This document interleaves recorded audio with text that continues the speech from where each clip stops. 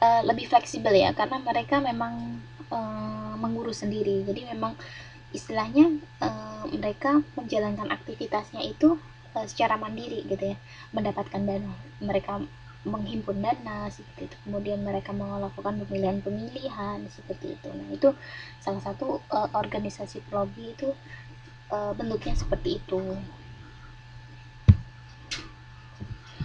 Nah, untuk selanjutnya, nah kita melihat bahwa di sini ada struktur, proses, dan pengaruh lobby gitu kan. Nah, di sini teman-teman bisa lihat ya di halaman 6.15, dibuka semua tuh bukunya teman-teman.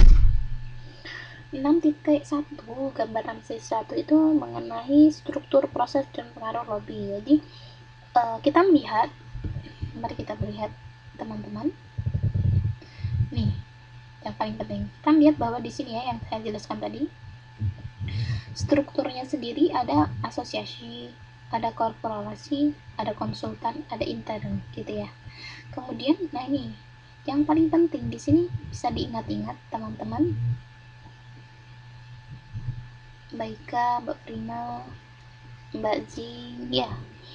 Jadi di sini ada prosesnya, ada proses mengenai analisis fakta, analisis institusi, dan membangkitkan pengaruh. Nah ini proses ini sangat penting gitu ya. Artinya lobby itu memang yang penting gitu ya. Proses lobby itu tidak bisa sekedar lobby gitu. Jadi memang harus ada analisis fakta gitu. Bagaimana istilahnya gini gampangnya. Bagaimana kita bisa mempengaruhi orang lain gitu ya. Bagaimana kita bisa membuat orang lain terpengaruh atau membuat pengaruh dari orang lain itu berubah gitu ya.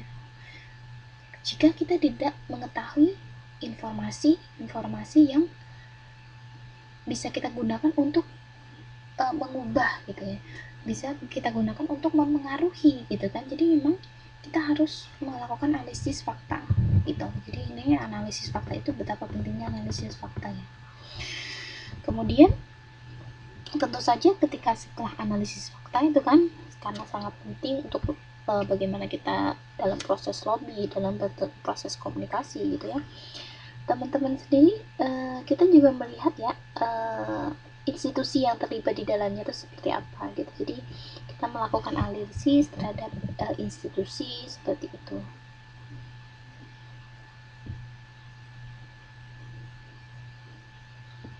Nah, setelah itu, nah ini nih, karena gunanya untuk apa gitu kan? Untuk membangkitkan pengaruh gitu.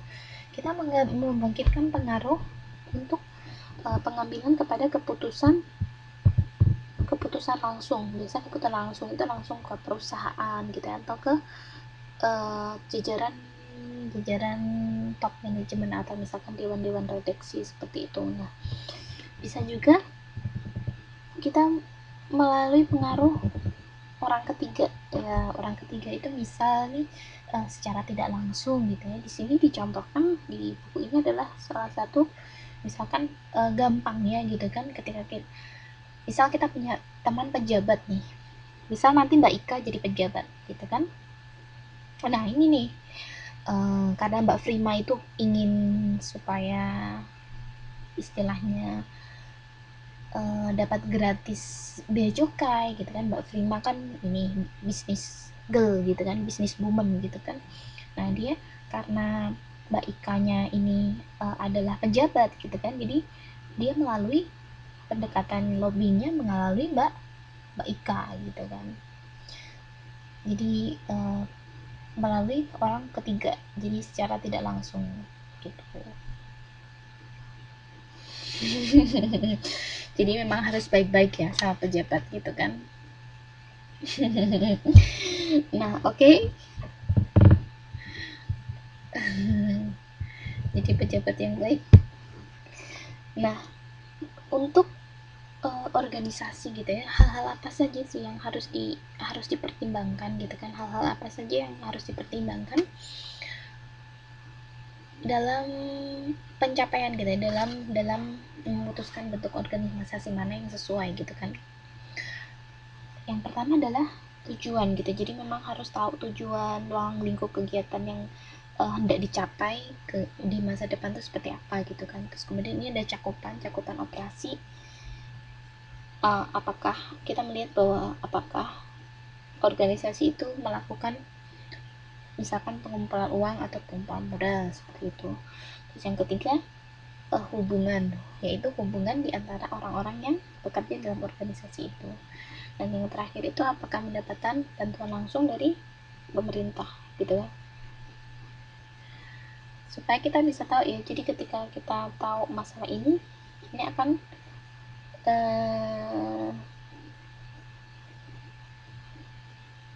membuat sebuah keputusan dan dituangkan dalam bentuk dokumen tertulis ya. Jadi kita bisa mengontak organisasi lain yang sudah berdiri gitu untuk mendapatkan informasi mengenai bentuk struktur organisasi mana yang paling tepat gitu.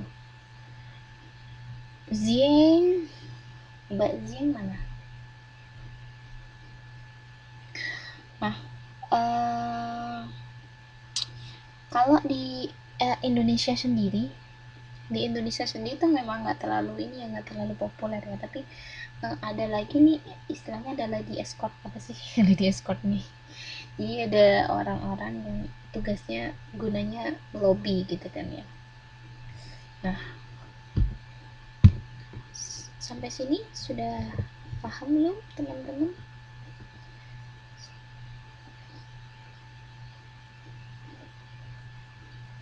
Segini ya, lanjut ya. Masih kuat semuanya? Lanjut ya. Oke. Sebentar, saya minum dulu ya.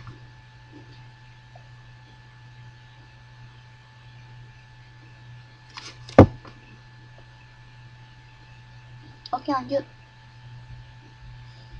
Sampai di sini ada yang mau ditanyakan? Mbak Rima, Mbak Ika, Mbak Jing, satu lagi Mbak Esti ya. Ada yang mau ditanyakan, Mbak? Lanjut. Biar cepet ya.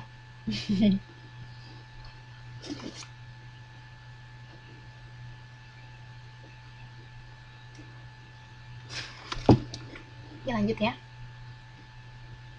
Nah, sekarang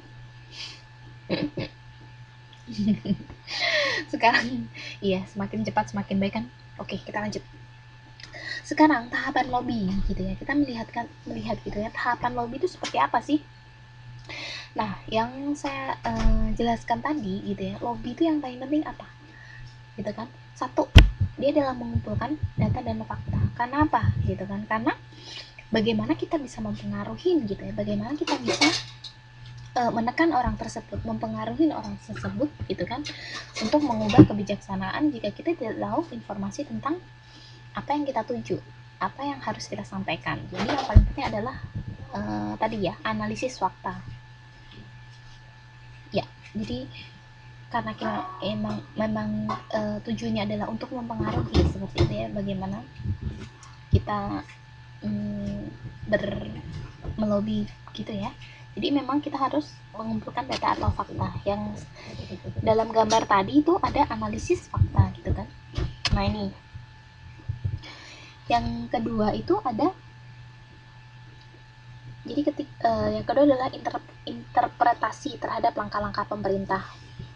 Apa nih interpretasi terhadap langkah-langkah pemerintah?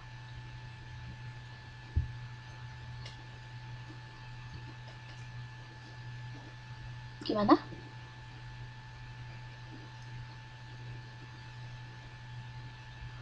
Ini langkah-langkah pemerintah gitu ya. Berarti di langkah-langkah pemerintah itu adalah tadi ya, sempat tersebutkan mengenai statement dari pejabat pemerintah gitu ya. Jadi